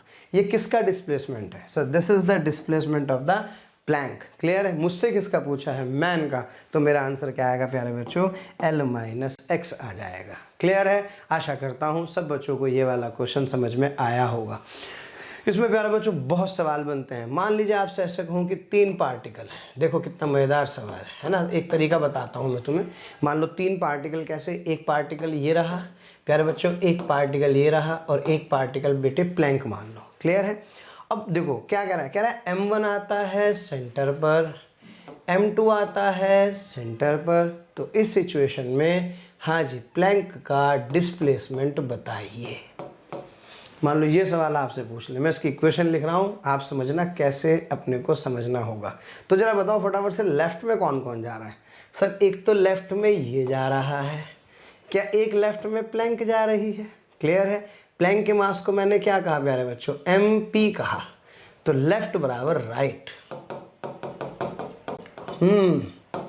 लेफ्ट बराबर राइट। लेफ्ट में कौन कौन sir, mass of the Planck, displacement of the Planck plus हाँ जी ये m2। लेकिन प्यारे बच्चों ये मिड पॉइंट पर पहुंचा, यानी कि l/2 चला। लेकिन सोचो प्लैंक कितना चली, x, तो ये चला यस l/2 प्लस एक्स। और राइट में कौन आया सर, राइट में ये आया मिड पॉइंट पर, लेकिन ये l/2 नहीं चला क्योंकि प्लैंक पीछे खिसक गई है। तो ये चला है m1 into l/2 minus X. Clear है। तो आप 3 पार्टिकल के लिए भी इक्वेशन लिख सकते हो। तो ये आपको आना चाहिए, अप्लाई करना। क्लियर है। और याद रहे लिखना है ग्राउंड के फ्रेम में। x आपका पॉजिटिव आ गया तो तब सही है, लेकिन अगर x आपका निगेटिव आ गया तो उसको साइन के साथ रख देंगे तो आपके आंसर थोड़े से चेंज हो जाएंगे। तो ये बेसिक तरीका है इस तरह की प्यारे बच्चों प्रॉब्लम को सॉल्व करने का। पता नहीं समझ में आया कि नहीं आया, लेकिन मैंने अपनी कोशिश तो की है ना प्यारे बच्चों। लेकिन ऐसा लग रहा है कि कम से कम आप इस कंसेप्ट को अप्लाई करना ज़रूर सीख गए होंगे। कहीं भी आप इसको अप्लाई करेंगे तो आपका काम गलत नहीं होगा। क्लियर है। आइए प्यारे बच्चों बढ़ते हैं आगे और करते हैं अगला सवाल। जो उस कंसेप्ट के ऊपर प्रैक्टिस करने के लिए प्यारे बच्चों एक क्वेश्चन मैं आपको दे रहा हूँ। ये क्वेश्चन आप ध्यान रखें। A man weighing 80 kg standing at the centre of the flat boat and is 20 metre from the shore. मज़ा आएगा। He walks 8 metre on the boat towards the shore and then holds boat weight इतना है, how far is from shore at the end of this time. ये question प्यारे बच्चों मैंने आपको उसके ऊपर दिया है सॉल्व करने के लिए, तो प्लीज़ इस क्वेश्चन को खुद से ट्राई जरूर करें, इसका आंसर निकालें और इसका सॉल्यूशन मैंने आपके लिए लिखा है ना। ये प्यारे बच्चों इसका सॉल्यूशन है ना, वही लेफ्ट बराबर राइट से सारे डेटा बिल्कुल ठीक है। अब आप देखें कि इसका आंसर 14.3 मीटर कैसे आ रहा है। क्लियर है? तो आपके पास कंसेप्ट भी हुआ, उसके बाद प्यारे बच्चों उसकी 2-3 एप्लीकेशन के मैंने क्वेश्चन भी आपको करा दिए हैं। तो आशा करता हूँ थोड़ी प्रैक्टिस करते रहेंगे तो काम चलता रहेगा। चलिए प्यारे बच्चों बढ़ते हैं आगे और करते हैं अगला सवाल। हाँ प्यारे बच्चों ये क्वेश्चन मैं करने वाला हूँ, ध्यान से समझेंगे, मज़ा आएगा। ये एक एम मास का ब्लॉक है। ओके, ये प्यारे बच्चों एम मास की एक बॉल है। सिचुएशन बता दूँ आपको, इसको यहाँ से रिलीज़ किया है, कितने एंगल से? थीटा एंगल से। जब इसको प्यारे बच्चों थीटा एंगल से रिलीज़ किया है तो आपसे ये पूछ रहा है क्या कि जब ये बॉल कहाँ पहुँचेगी? नीचे इस वाले पॉइंट पर पहुँचती है। ओके, कहाँ लिखा है? ये रहा। हाँ जी हाँ जी हाँ जी। The ball is displaced by at angle theta from the equilibrium position and then release. तो आपसे पूछ रहा है डिस्प्लेसमेंट ऑफ द ब्लॉक बताना है when the ball reaches the equilibrium position, यानी कि जिस समय प्यारे बच्चों बॉल ऐसे हो जाएगी तो उस सिचुएशन में इसका डिस्प्लेसमेंट आपको कैलकुलेट करना है। सेम क्वेश्चन है, मैं आपको फिर बता दूं, क्या सर ने बताया था, अगर एक्सटर्नल फोर्स 0 है तो सर इसका मतलब ACM क्या 0 होगा? ACM 0 होगा तो प्यारे बच्चों VCM क्या होगी? कांस्टेंट होगी। पार्टिकल रेस्ट से चला है तो क्या वो रेस्ट पर ही रहेगा, और अगर पार्टिकल किसी कांस्टेंट वेलोसिटी से जा रहा है तो वो कांस्टेंट वेलोसिटी से मूव करेगा। अब मैं थोड़ा सा इसमें स्टेटमेंट में चेंज कर रहा हूँ, यहाँ F एक्सटर्नल 0 की जगह लिख रहा हूँ प्यारे बच्चों external force in x0, x0 तो ACM इन x0, ACM इन x0 इसका मतलब VCM in x is constant, यानी कि सेंटर ऑफ मास की वेलोसिटी x में कांस्टेंट रहेगी। उसका कारण समझिए प्यारे बच्चों, क्योंकि इस सिस्टम पर जो mg लग रहा है, this mg is the external force in which direction? In y direction. तो सेंटर ऑफ मास y में तो मूव करेगा लेकिन सेंटर ऑफ मास x में मूव नहीं करेगा, क्योंकि x में तो प्यारे बच्चों कोई फोर्स यहाँ पर नहीं लग रहा है। क्लियर है? तो मैं यहाँ पर x में क्या कर सकता हूँ, सेंटर ऑफ मास को वहीं पे रख सकता हूँ। और उसका जुगाड़ सर ने क्या बताया था, दो पार्टिकल हैं m1 डेल्टा x1 बराबर m2 डेल्टा x2। हाँ बेटे, क्या इसको लेफ्ट लिख दूँ और इसको क्या लिख दूंगा, राइट। तो प्यारे बच्चों मेरा काम हो जाएगा। जब ये बॉल यहाँ से नीचे गई, ध्यान से समझे, तो प्यारे बच्चों ये वाली जो डिस्टेंस है ये कितनी हो गई? सर ये डिस्टेंस हो गई है L साइन थीटा। अरे ये L है, ये L कॉस थीटा है, तो क्या ये L साइन थीटा? तो जरा सोचो बॉल कितना खिसकी? L sine theta. लेकिन जरा बताओ कि ये किधर आ रही है, लेफ्ट या राइट? सर ये आ रही है लेफ्ट में। तो क्या ये जो बॉडी है ये वाली, क्या प्यारे बच्चों इसको कुछ राइट में मूव करना पड़ेगा? तो ये राइट में कितना मूव करेगी, यही अपने को क्या करना है, कैलकुलेट करना है। तो आइए देखें फटाफट से इसका सॉल्यूशन, है ना, कि भाई लेफ्ट बराबर राइट क्या मचा रखा है सर ने, left is equal to right. Left में कौन जा रही है, बॉल, राइट में कौन आ रहा है, ब्लॉक। क्लियर है? हाँ प्यारे बच्चों, इसका मास है m, इसका मास भी m according to the question. अब ध्यान से सुनो प्यारे बच्चों, ये टोटल कितना गुरुजी, ये टोटल है L साइन थीटा। लेकिन जरा सोचो जब ये यहाँ आएगी तो क्या प्यारे बच्चों उस सिचुएशन में ये ब्लॉक एक्चुअल में यहाँ आ गया होगा, कितना, x। तो ब्लॉक कितना चला है x, तो बॉल कितनी चली है यहाँ है ना असली में, तो ये L साइन थीटा है, तो ये x खिसक गई तो कितनी बची, क्या ये L sine theta minus x move किया है एक्चुअल में, किसने, बॉल ने। काम खत्म, सवाल सॉल्व हो गया है। क्या देख सकता हूँ इक्वेशन में, m into L sine theta minus X is equals to, हाँ प्यारे बच्चों m इंटू एक्स, क्योंकि ब्लॉक x गया तो बॉल कितना गई है, L sine theta minus X. Clear है बेटे? इसकी वैल्यू पुट कर दी, सिंप्लीफाई कर दिया, सॉल्व करने पर मेरे पास डिस्प्लेसमेंट ऑफ द ब्लॉक आ जाएगा, कब, जबकि ये बॉल प्यारे बच्चों इस वर्टिकल पोजीशन में आ जाएगी। तो आशा करता हूँ जो कंसेप्ट जिस पे मैं आपसे चर्चा करना चाह रहा था उस पर 2-3 क्वेश्चन हमने किए, थोड़ा थोड़ा तो आपको समझ में जरूर आया होगा। ओके, नहीं आया होगा तो कोई बात नहीं प्यारे बच्चों, 1-2 बार प्रैक्टिस करोगे तो समझ में आ जाएगा। लेकिन आशा करता हूँ कि आपका क्वेश्चन कभी गलत होने वाला नहीं है। आइए बढ़ते हैं प्यारे बच्चों आगे। अगला सवाल बहुत फेमस क्वेश्चन है, ध्यान दें। आपसे कह रहा है कि thin rod of length L is lying along the axis with the ends इतने। ओके, पुराना क्वेश्चन है, पूछा गया है और आपसे कह रहा है linear mass density varies with this, यानी कि इसको कहते हैं प्यारे बच्चों लैम्डा, इसको लिखते हैं के एक्स टू द पावर, ये आपके साथ वेरी कर रहा है, ठीक है। N can be zero positive number. अब आपसे कह रहा है अगर एक्सियम इसके क्या है, सेंटर ऑफ मास की पोजीशन है प्यारे बच्चों, जो एन के साथ प्लॉट की गई है, तो आपको बताना है कि इसमें से कौन सा ग्राफ प्यारे बच्चों सही होने वाला है। जब भी आप कभी सेंटर ऑफ मास का डेरिवेशन करते हैं तो सेंटर ऑफ मास के डेरिवेशन में अगर कोई क्वेश्चन पूछे जाने की संभावना होती है तो वो यही है जिसमें नॉन यूनिफॉर्म लीनियर डेंसिटी की प्यारे बच्चों बात करता है। क्लियर है ना? तो मैं आपको बता दूं कैसे करते हैं इस सवाल को। सर ये सबसे पहले रॉड लिख दी, बना दी। क्या रॉड का बेटे ये x बराबर 0 प्यारे बच्चों, ये x is equals to L, और फिर यहाँ पर एक छोटा सा एक एलिमेंट ले लिया है ना, कितने मास का, dm मास का। x पर जा कर के छोटी सी लेंथ कितनी होगी प्यारे बच्चों, dx हो गई। ओके, और इसका मास dm। तो जब मैं इसका मास dm लिखता हूँ तो this dm is equals to lambda into dx। और प्यारे बच्चों आप सभी को पता है कि जो एक्सियम का फॉर्मूला होता है वो होता है प्यारे बच्चों dmx अपॉन इंटीग्रेशन dm। बस अब काम खत्म है, dm को लिखना है लैम्डा dx, यहाँ पुट कर दीजिए। हाँ जी, तो integral lambda dx into X upon integration प्यारे बच्चों लैम्डा इंटू dx। यहाँ लैम्डा की वैल्यू पुट करते हैं। ओके, तो यहाँ से जो एक्सियम होगा students, this axiom comes out to be k, हाँ जी, x to the power n बेटे upon l to the power n x के साथ dx ओवर इंटीग्रेशन, हाँ जी, k x to the power n l to the power n के साथ प्यारे बच्चों dx आ जाएगा। थोड़ा सा सिंप्लीफाई करते हैं, थोड़ा सा सिंप्लीफाई करेंगे, के से के प्यारे बच्चों यहाँ पे उड़ जाएगा, तो ये मेरे पास l की पावर n भी कैंसिल हो जाएगी, तो integration x to the power n plus 1 dx over integral x to the power n dx आ जाएगा। बस बात ख़त्म। लिमिट ले लो प्यारे बच्चों, 0 से लेके कहाँ तक, l तक। चलिए 0 से लेकर के l तक प्यारे बच्चों इसको इंटीग्रेट करते हैं। जब आप इसे इंटीग्रेट करेंगे तो इंटीग्रेशन के बाद what I will get this result what, क्या एक बार दोबारा सॉल्व ही कर लेता हूँ फटाफट से। हाँ बेटे, x की पावर n प्लस 1 के साथ dx था और यहाँ था प्यारे बच्चों x की पावर n dx, 0 से लेके l तक और 0 से लेके l तक। x की पावर ये आ जाएगा बेटे n plus 2 upon n plus 2, और ये आ जाएगा प्यारे बच्चों x की power n plus 1 upon n plus 1। Clear है? यस। इसको थोड़ा सा और, लिमिट कहाँ से कहाँ तक है, 0 से लेके l तक प्यारे बच्चों, 0 से लेकर के l तक। जब आप यहाँ इसको सिंप्लीफाई करेंगे so this comes out to be n plus 1 n plus 2, और प्यारे बच्चों यहाँ l की वैल्यू पुट कर देंगे तो it comes out to be l। तो ये मेरे पास एक्सप्रेशन आएगा सेंटर ऑफ मास के लिए। क्लियर है?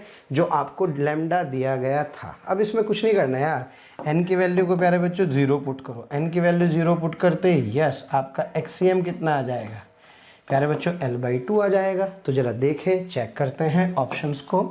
हाँ जी सर, ऑप्शन साफ साफ समझ में आ रहा है, ये नहीं हो सकता। क्यों? क्योंकि प्यारे बच्चों n बराबर 0 पर ये l दे रखा है। अब कौन कौन सा हो सकता है, ये हो सकता है, ये हो सकता है, ये हो सकता है। ये इसलिए नहीं हो सकता क्योंकि सेंटर ऑफ मास क्या दिखाई दे रहा है, कांस्टेंट है, ऐसा तो नहीं है।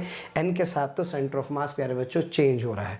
तो बच्चे कौन सा ऑप्शन, ऑप्शन डी और ऑप्शन ए। ज़्यादा समय ना खराब करते हुए बताता हूँ आप लोगों को कि ए और डी को प्यारे बच्चों चेक करने के लिए जो आपके पास रिलेशन आई है, कौन सी रिलेशन आई है सर, मेरे पास ये रिलेशन आई है, ये वाली। प्यारे बच्चों उसको डिफ्रेंशिएट कर दीजिए n के रेस्पेक्ट में। तो जैसे आप इसको n के रेस्पेक्ट में डिफ्रेंशिएट करेंगे तो प्यारे बच्चों इससे स्लोप आ जाएगा। और जब आप इसे सॉल्व करें, या आपकी जिम्मेदारी है, मुझे बताएं सॉल्व करके कमेंट बॉक्स में क्या आंसर आ रहा है ना। जो भी आएगा वो शायद समथिंग अपॉन n आएगा। तो समथिंग अपॉन n आने से n की वैल्यू बढ़ने पर स्लोप क्या हो रहा होगा प्यारे बच्चों, कंटिन्यूसली कम हो रहा होगा। तो इसका मतलब सर मैं कह सकता हूँ कि यही वाला ग्राफ सही होगा। कौन से वाला, l/2 वाला, और जिसका स्लोप कंटिन्यूसली क्या हो रहा है प्यारे बच्चों, कम हो रहा होगा। तो मैं कह सकता हूँ कि इसका आंसर कौन सा सही होगा, इसका ऑप्शन प्यारे बच्चों ए सही होगा। क्लियर है? तो आशा करता हूँ ये समझ में आप लोगों को आ गया होगा। तो इन सारे क्वेश्चंस में एक छोटी सी रिक्वेस्ट मैं आपसे करना चाहता हूँ, प्लीज़ इस वाली टर्म को आप जरूर याद रखें। कौन से वाली टर्म को? ये वाली टर्म प्यारे बच्चों। मैं इसको अलग से लिख दे रहा हूँ कि जब भी कभी एक्ससीएम आपको कैलकुलेट करना है और लैम्डा क्या कर रहा हो, वेरी कर रहा हो, तो टाइम बचाने के लिए प्यारे बच्चों ये वाली टर्म आप रट लें। कौन से वाली? ताकि सीधे सीधे बस वैल्यू पुट करके काम हो जाए। XCM is equals to integral lambda x d x upon integral lambda d x. बात खत्म। लैम्डा की वैल्यू पुट करो, काम करके आंसर निकाल लो। भाई कई बार पूछा गया है बहुत सारे कॉम्पिटिटिव एग्जामिनेशन में, तो मुझे लगता है शायद ये इम्पॉर्टेंट तो है। चलिए प्यारे बच्चों बढ़ते हैं आगे और करते हैं अगला सवाल। Distance of the centre of mass of a solid uniform cone. क्या आप लोग सेंटर ऑफ मास पढ़ रहे हैं? और क्या आपको सेंटर ऑफ मास पढ़ते समय प्यारे बच्चों सारे रिजल्ट याद भी हैं? भाई नहीं याद हैं तो प्लीज़ आपको प्यारे बच्चों सारे रिजल्ट याद होने चाहिए। देखो ये पुराना क्वेश्चन पूछा गया है, जेईई में ही पूछा गया सवाल है और देखो पूछा क्या गया है, तो आपको रिजल्ट याद होना चाहिए। हाँ जी बताइए फटाफट से। क्या बेटे डिस्क का सेंटर ऑफ मास क्या 4r/3π पर होता है? सेमी सर्कुलर डिस्क का सर? यस। हाँ बेटे क्या सेमी सर्कुलर रिंग का, हाँ जी सर्कुलर रिंग का सेंटर ऑफ मास कहाँ होता है प्यारे बच्चों? ये होता है सर 2r/π पर। कहाँ से प्यारे बच्चों? बेस से। क्लियर है। अब बात करते हैं होलो कोन की। कौन से कोन की? होलो कोन का होता है प्यारे बच्चों h/3 पर, अगर इसकी हाइट h आपको गिवन हो। कौन सा कोन भाई? होलो कोन। और अगर सॉलिड कोन है प्यारे बच्चों तो सॉलिड कोन का होता है h/4 पर बेस से। ये है प्यारे बच्चों सॉलिड कोन का रिजल्ट, है ना भाई। अच्छा इसके अलावा मैं आपको और बता दूं, हाँ बेटे होलो हेमी स्फेयर का सेंटर ऑफ मास होता है प्यारे बच्चों r/2 पर, जबकि हाँ जी सॉलिड हेमी स्फेयर का प्यारे बच्चों सेंटर ऑफ मास होता है 3r/8 पर। ओके तो ये सारे रिजल्ट आपको प्यारे बच्चों बढ़िया से याद होने चाहिए। चलिए आपसे कह रहे हैं distance of the centre of mass of a solid uniform cone. Wow हाँ जी फ्रॉम इट्स वर्टेक्स। ध्यान रहे कहाँ से पूछ रहा है प्यारे बच्चों? वर्टेक्स से पूछ रहा है, बेस से नहीं पूछ रहा।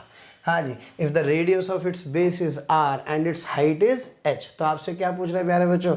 आपसे z0 की वैल्यू पूछ रहा है। तो भाई ऑप्शन मुझे तो ऐसा लग रहा है जैसे कि डी ऑप्शन प्यारे बच्चों सही होगा। क्यों?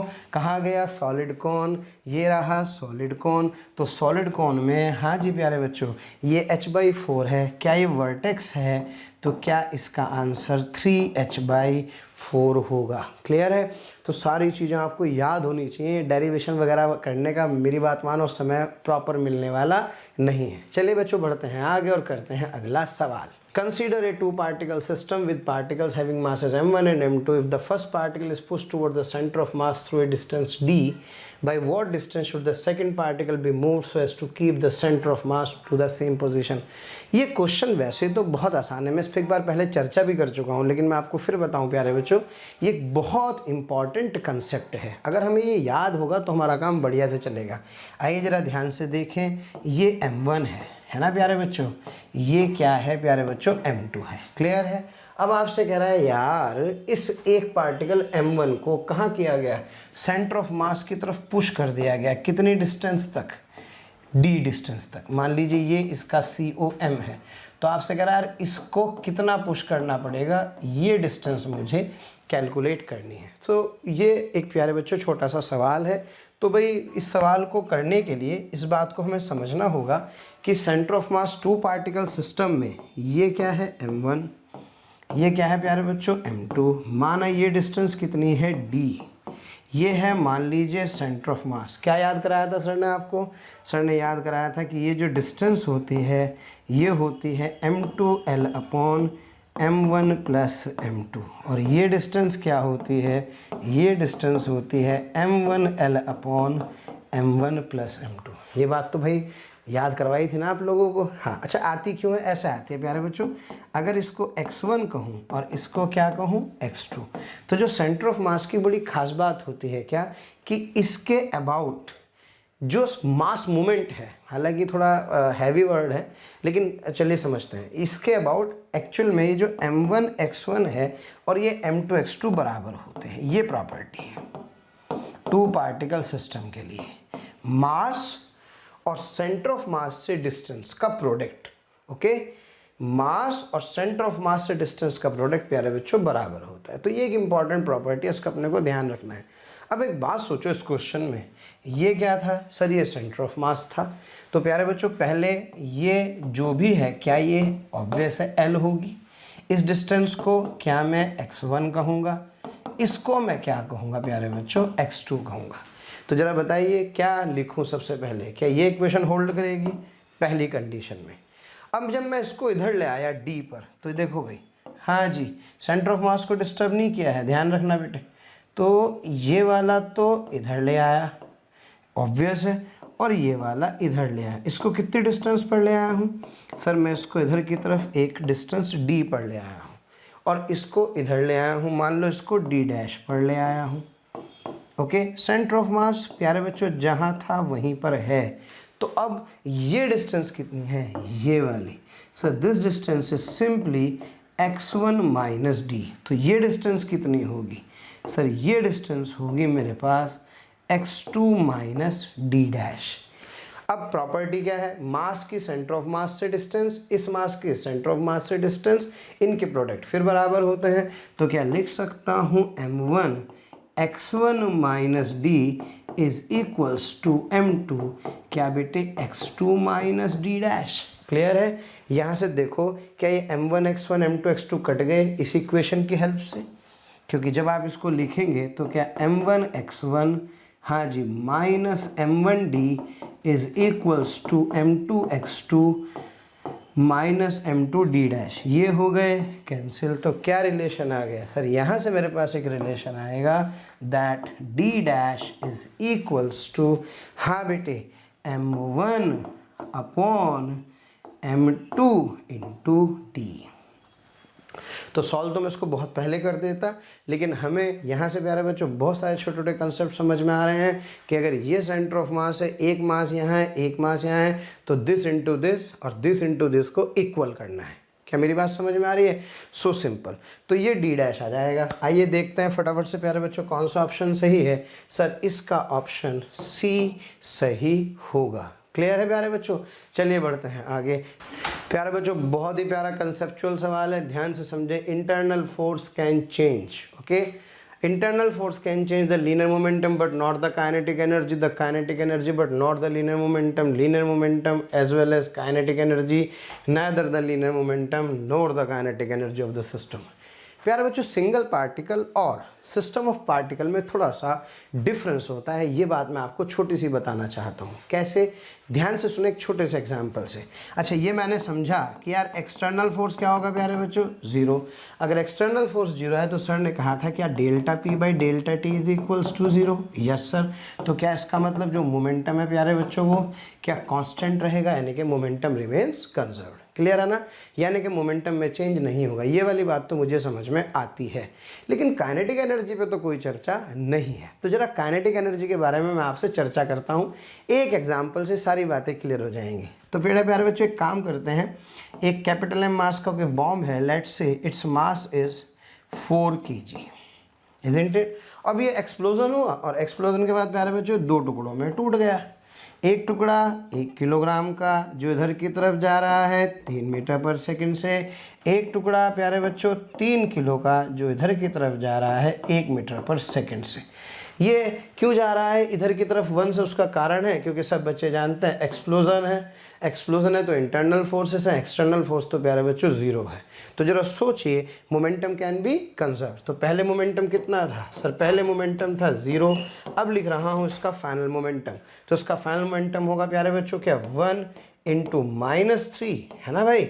1 इंटू -3 और ये आ जाएगा प्लस क्या बेटे 3 इंटू प्लस 1, दोनों टर्म कट गई तो 0 आ गया। इसका मतलब ये बात समझ में आ रही है, क्या इसके पास एक वेलोसिटी इधर होगी, क्या इसके पास प्यारे बच्चों एक वेलोसिटी इधर होगी, यानी कि मोमेंटम तो कंजर्व है। क्लियर है। अब बात करते हैं काइनेटिक एनर्जी की। जब मैं सिस्टम की काइनेटिक एनर्जी लिख रहा हूँ, क्या सिस्टम की इनिशियल काइनेटिक एनर्जी कितनी है प्यारे बच्चों, 0 है। जब सिस्टम की फाइनल काइनेटिक एनर्जी लिखूंगा तो देखो क्या इसको लिख सकता हूँ हाफ इंटू, हाँ जी, क्या 1 इंटू क्या बेटे 3 का स्क्वायर, ओके, और इसको लिख सकता हूँ हाफ इंटू क्या 3 इंटू, हाँ जी, क्या बेटे 1 का स्क्वायर।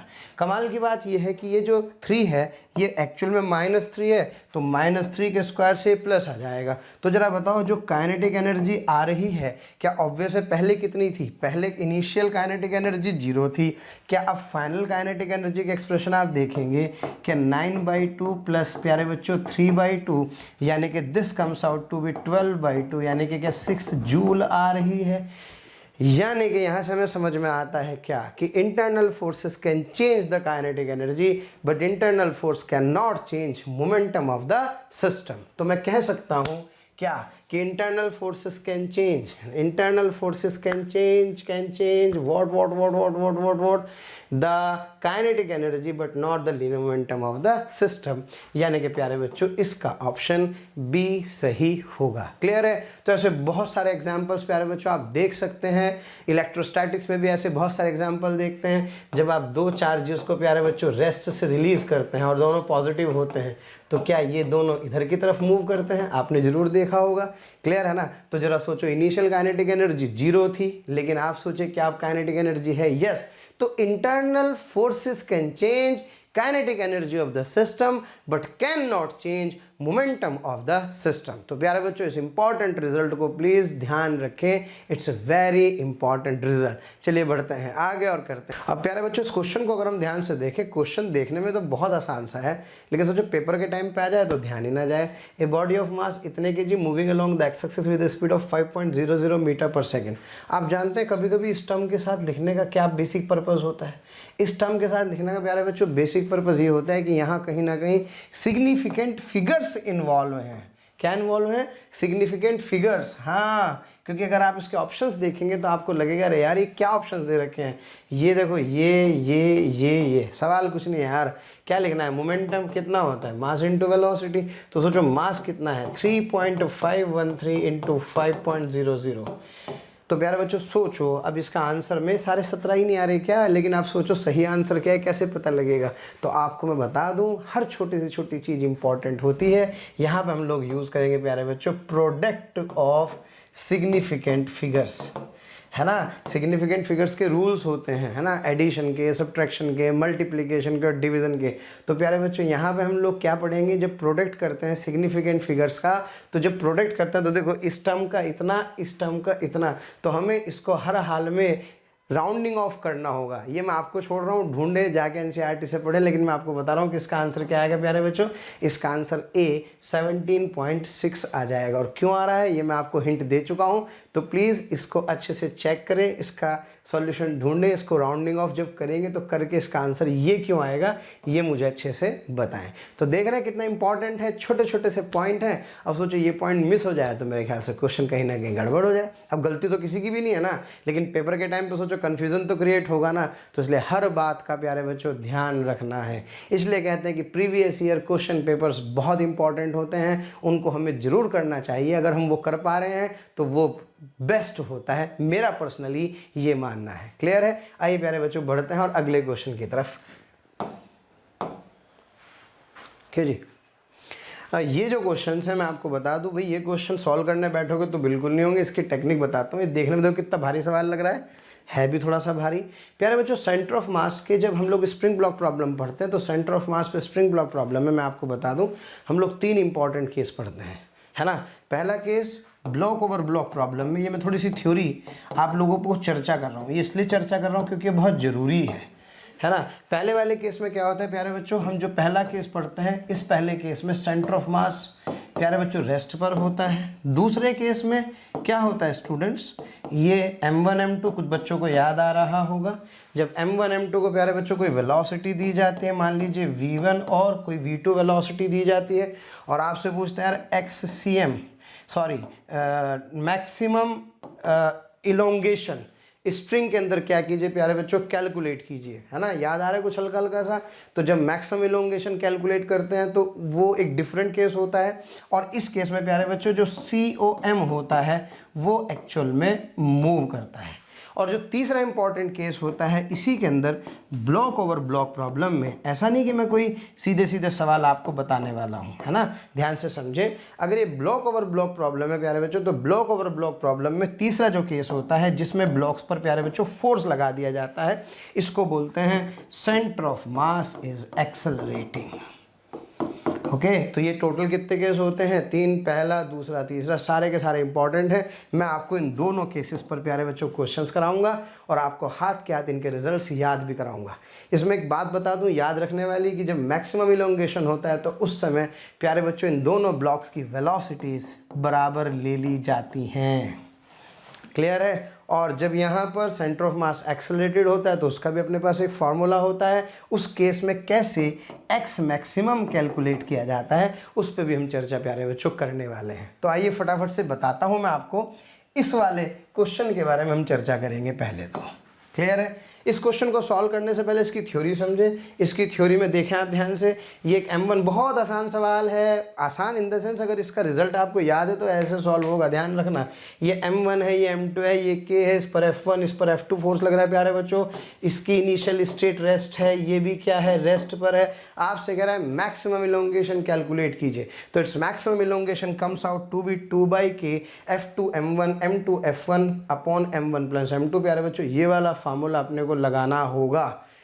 डिटेल जाने के लिए फिर मैं आपसे कह रहा हूँ क्रैश कोर्स को फॉलो करेंगे तो उसका आपको वहां पे डेरिवेशन मिल जाएगा। फिलहाल अब सोचो, अगर मान लो मैं तुमसे ये कहूँ कि इस सिचुएशन में प्यारे बच्चों एक फोर्स यहाँ गायब कर दूं, यानी कि मैंने F2 को क्या कर दिया, 0 कर दिया, तो क्या केवल F1 लग रहा है जो कि F के बराबर है। ये M1 है, ये M2 है, X मैक्स मुझे क्या करना है प्यारे बच्चों, कैलकुलेट करना है। So this X max is equals to what sir, 2/K। F2 को सीधे सीधे इसमें 0 पुट कर दो, लो भाई काम हो गया, 2/K M2F upon M1 plus M2 आ जाएगा। क्लियर है? अब देखो उस पिछले वाले क्वेश्चन को, कुछ नहीं करना, केवल और केवल बेवकूफ़ बनाने की स्कीम है। ये जो इतना बड़ा डायग्राम बना रखा है इसको सिंप्लीफाई करते हैं। ये सर F, ये F होगा तो क्या बेटे ये 2F होगा, यस सर। ये भी F होगा, ये F होगा, ये F होगा, तो क्या यहाँ प्यारे बच्चों 2F होगा। अच्छा जी, ये 2F है तो ये 2F होगा, तो यहाँ भी प्यारे बच्चों 2F होगा। प्लीज़ ध्यान से समझें, इस पूरे में F F F F 2F। इधर चलते हैं, हाँ जी, F F 2F, पूरे में 2F, तो यहाँ भी कितना 2F। तो ये आपका बन गया एक सिंपल सा सवाल। 2M, ये स्प्रिंग ब्लॉक कनेक्टेड है, ये 3M, वाओ, इधर 2F लग रहा है और इधर क्या लग रहा है प्यारे बच्चों, ये भी 2F लग रहा है। स्प्रिंग कांस्टेंट कितना है, K, और आपसे क्या पूछ रहा है सर, मुझसे पूछ रहा है बताइए मैक्सिमम डिफॉर्मेशन स्प्रिंग के अंदर कितनी होगी। यानी कि प्यारे बच्चों सीधे सीधे आपको X मैक्स निकालना है जो कि होता है 2/K। ये वाला फोर्स इस वाले मास के साथ, हाँ जी, 2F के साथ 2M। क्लियर है प्यारे बच्चों? ये वाला फोर्स इस वाले मास के साथ यानी कि 2F के साथ 3M और divided by 2M plus 3M। Clear है प्यारे बच्चों? तो सॉल्व करेंगे और सॉल्व करके इसका आंसर लिख देंगे और कमेंट बॉक्स में प्लीज़ इसका आंसर मुझे आप ज़रूर बताएं। चलिए प्यारे बच्चों बढ़ते हैं आगे और एक क्वेश्चन करते हैं जिसमें सेंटर ऑफ मास क्या करता है प्यारे बच्चों, मूव तो कर रहा है और मैक्सिमम इलोंगेशन के बारे में हम चर्चा करेंगे। हाँ जी, ये क्वेश्चन है प्यारे बच्चों, इसमें एक M मास का ब्लॉक है, ये बीड समझ रहे हैं, दाना मोती का, V0 स्पीड से जा रहा है। एक दूसरा पार्टिकल है जिसका मास कितना है प्यारे बच्चों, 2M, ये वाला है रेस्ट पर। क्लियर है? अब आपसे कह रहा है इसको ऐसे छोड़ दिया गया तो इतना इतना इतना maximum stretch in the spring प्यारे बच्चों आपको बताना है। तो मैंने आपसे क्या बताया है, मैक्सिमम स्ट्रेच के केस में दोनों पार्टिकल की वेलोसिटी क्या होती है, सेम। ये रिजल्ट प्यारे बच्चों आपको ध्यान रखना है। तो सर डायग्राम ये रहा, सिंपल सा खेल, t बराबर 0 पर ये V0 से ये वाला प्यारे बच्चों रेस्ट पर है। जब मैक्सिमम स्ट्रेच होगा L0 प्लस X मैक्स हो जाएगी इसकी लेंथ, उस समय इसकी वेलोसिटी और इसकी वेलोसिटी प्यारे बच्चों सेम हो जाएंगी। तो सिंपल, सबसे पहले momentum conservation, mv0 plus 0 is equal to mv plus 2mv, है ना भाई। तो मेरे पास एक इक्वेशन देखो यहाँ से क्या आ रही है, mv0 plus 0 is equal to mv plus 2mv, momentum conservation की इक्वेशन है। मैक्सिमम इलोंगेशन में वेलोसिटी को सेम रखना है। और एक इक्वेशन प्यारे बच्चों एनर्जी कंजर्वेशन की, कौन सी, हाफ mv0 स्क्वायर इसके पास इनिशियल थी। सोचो ये वाली कहाँ कहाँ गई, इसकी काइनेटिक में, इसकी काइनेटिक में, प्लस स्प्रिंग के इलोंगेशन में। हो गया मेरा काम। दोनों इक्वेशन को सॉल्व करो और आंसर निकाल दो। तो इस तरह से हमें इस तरह के क्वेश्चंस का ध्यान रखना है। याद रहे जब भी कभी क्वेश्चन में स्प्रिंग ब्लॉक सिस्टम में खास तौर से मैक्सिमम इलोंगेशन पूछे तो मैक्सिमम इलोंगेशन के केस में वेलोसिटीज क्या होती हैं प्यारे बच्चों, सेम हो जाती हैं। क्या मेरी बात क्लियर है। और ये जो सेम वेलोसिटी होती है, ये वेलोसिटी है एक्चुअल में वेलोसिटी ऑफ सेंटर ऑफ मास भी होती है। विश्वास करें भावनाएं तो अनंत हैं, लेकिन समय की बाध्यताएं हैं। क्या करूं प्यारे बच्चों, मजबूर हूं, इतना ही बता सकता हूं। अच्छा, इसका एक ऑल्टरनेटिव मेथड भी है प्यारे बच्चों। बहुत कम समय में अगर आपको डायरेक्ट इसका आंसर निकालना हो तो बहुत इंपॉर्टेंट मेथड है प्यारे बच्चों, ध्यान दें। हाफ के एक्स मैक्स का square is equals to half, हाँ प्यारे बच्चों, m1 m2 upon m1 plus m2। और प्यारे बच्चों हाँ जी, इसकी वेलोसिटी v1 माइनस v2 का होल स्क्वायर। बहुत ही कमाल का रिजल्ट है प्यारे बच्चों ये वाला, जहाँ पर ये वेलोसिटी है प्यारे बच्चों v1 और ये वेलोसिटी है v2। देखता हूँ कितने बच्चे इसका आंसर पहली बात तो निकालेंगे और फिर इसको इस वाले से क्या करेंगे, वेरीफाई करेंगे। इस इक्वेशन की खास बात क्या है कि आपको मोमेंटम कंजर्वेशन लिखने की कोई ज़रूरत नहीं है। v1 क्या है प्यारे बच्चों, इसकी इनिशियल वेलोसिटी, v2 क्या है, इस पार्टिकल की वेलोसिटी। m1 m2 मासेस हैं, तो इससे डायरेक्ट आप क्या कर सकते हैं, हाफ के एक्स मैक्स की वैल्यू कैलकुलेट कर सकते हैं। और जहाँ भी कहीं स्प्रिंग ब्लॉक सिस्टम में आप यूज़ कर रहे हैं और वहाँ पे आपको एक्स मैक्स निकालना हो तो आप सीधे सीधे प्यारे बच्चों इस वाले फार्मूले को यूज़ कर सकते हैं। क्लियर है प्यारे बच्चों। देखिए समय कम है, यह मैं बार बार आपसे कह रहा हूँ क्योंकि क्रैश कोर्स है, फिर भी काफ़ी चीज़ें आपके साथ डिस्कस हो गई हैं। मन तो बहुत था कि कोलिजन पे आपसे बहुत अच्छी खासी चर्चा करूँ, लेकिन प्यारे बच्चों कोलिजन के लिए ज़्यादा समय अपने पास नहीं है। लेकिन मैं एक क्वेश्चन फिर भी प्यारे बच्चों आपको कोलिजन का जरूर कराऊंगा।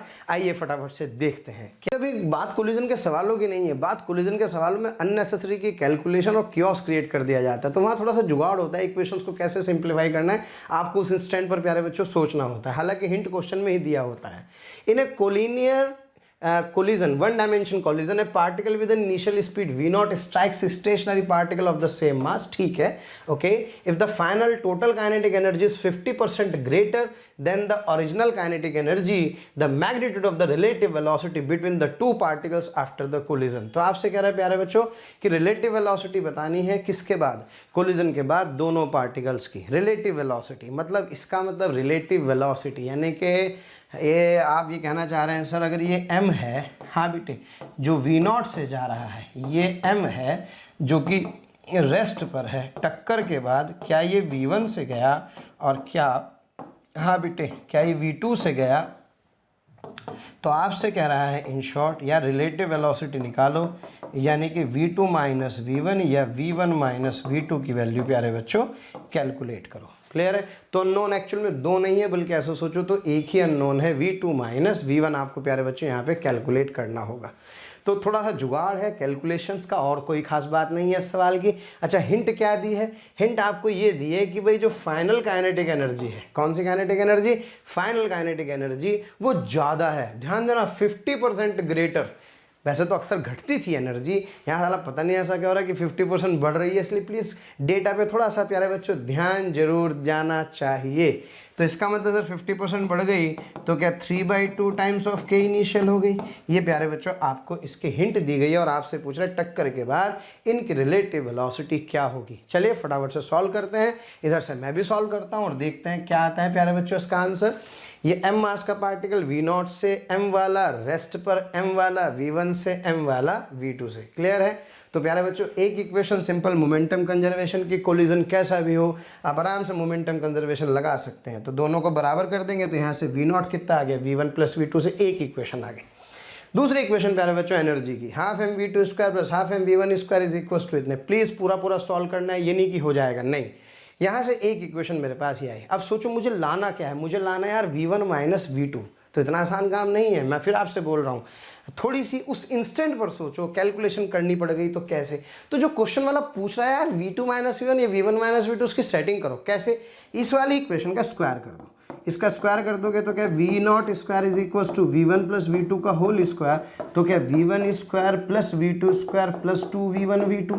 हाँ, और बेटे यहाँ से उठा करके वैल्यू कितनी प्यारे बच्चों, 1.5 वी नॉट स्क्वायर उठा करके यहाँ रख दो। क्या मेरी बात क्लियर है? इससे मेरे पास आ जाएगी किसकी वैल्यू सर? इससे मेरे पास आ जाएगी v1 v2 की वैल्यू। क्लियर है ना? रख के देखो, ये वी नॉट स्क्वायर ये कितना था, 1.5 था। तो जब ये 1.5 ये हुआ और ये मेरे पास वी नॉट स्क्वायर हुआ तो इधर चला गया तो निगेटिव में आ गया ना भाई।